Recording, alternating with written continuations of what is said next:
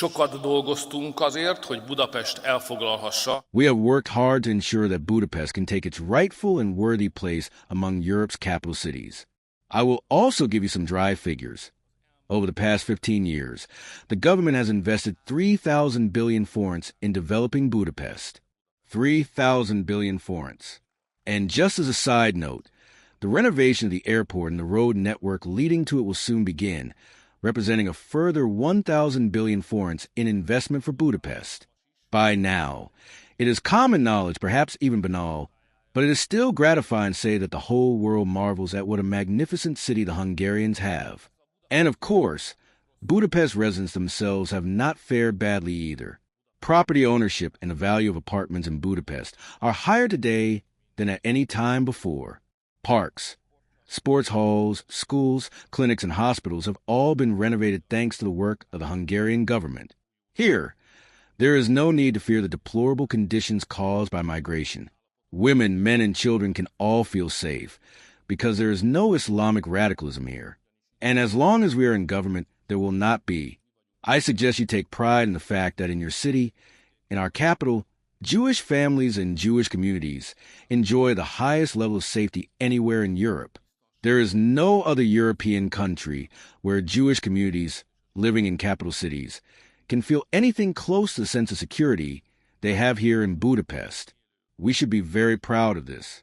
We are the only country in Europe. The only capital, you're the only capital capable of providing this level of security to the Jewish community living among us. The government supports this, of course, through its zero-tolerance policy. Be proud that we do not allow bands that incite hatred against Israel to perform in Hungary. Such things do not exist here, and there are no violent migrants, nor will there be on the streets of Budapest. This is how we believe a national capital should function. This is what is worthy. This is what a modern European capital should look like. Despite all government support and development, Budapest today has become a capital plagued by problems, stumbling from one crisis to the next, the capital of the nation reduced to this state. Hungarians deserve better than this. This deplorable situation we now face in Budapest causes the greatest harm, a great deal of harm. Yet it has one single benefit. The current leadership of the capital reminds us of what it is like when the left governs Hungary. One of the greatest political challenges for our community is that we have been in power for 15 to 16 years. We have built an entirely new economy and an entirely new social order, a work-based economy, a family-based society, and many people simply no longer remember what things were like 15 years ago. Young people, in particular, cannot even imagine what life is like when things are not as they are now, and what life in Budapest is like without a national government. Thanks to investigative work, it has been confirmed that the capital cooperated with exactly 20 NGOs, non-governmental civil organizations, which the Trump administration in the United States exposed as having accepted funding from a U.S. left-liberal grant-distributing organization known as USAID. In other words, in your city, in our city, money arrived through at least 20 international NGOs to finance left-wing propaganda and to support the political camp opposing us. I must say that while by reading the lines of the city's budget, it is clear that they have driven the city into bankruptcy, somehow managing to bankrupt the richest city in the country. And I believe they do not even deny this.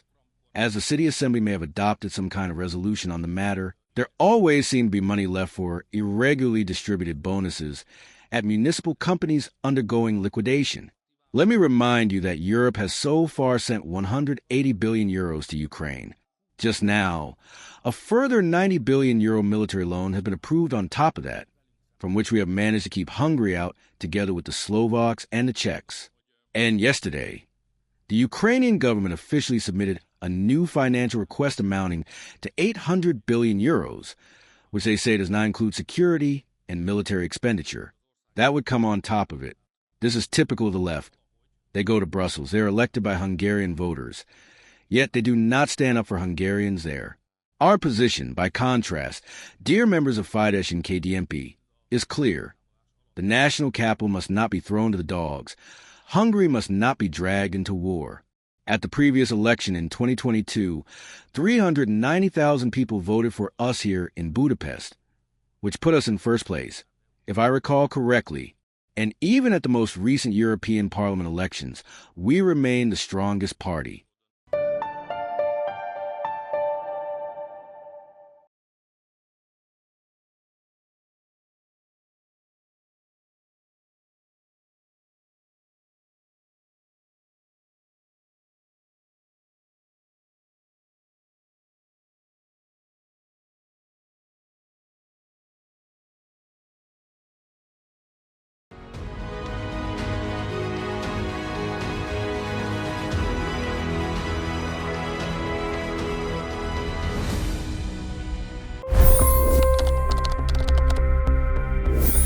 $25 crore गरीब गरीबी को परास्त करके बाहर निकले। For the good of our nation, let's work together and let's truly make America great again. The fastest news breaks. Requested PM saying that look, you will have to speak to Putin and to Zelensky. The biggest news makers. The relationship with India is probably the most important bilateral relationship the US will have for the rest of this century.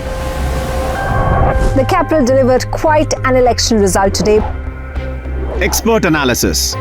The million-dollar question today is how to stop this dance of death. Ground reports. I'm standing at the crossroad of the Kumbh Mela. Behind me are more than 100 entry ghats. Long-form interviews. Exclusionary politics is reflected in Manipur case as well. You don't bother because this is a small state. Deep dive into burning issues. It's often said DRC could be the richest country in the whole world. It's because of what sits underneath. Why exactly did the US topple the Sheikh Hasina government? HT videos. We don't just break news, we break it down.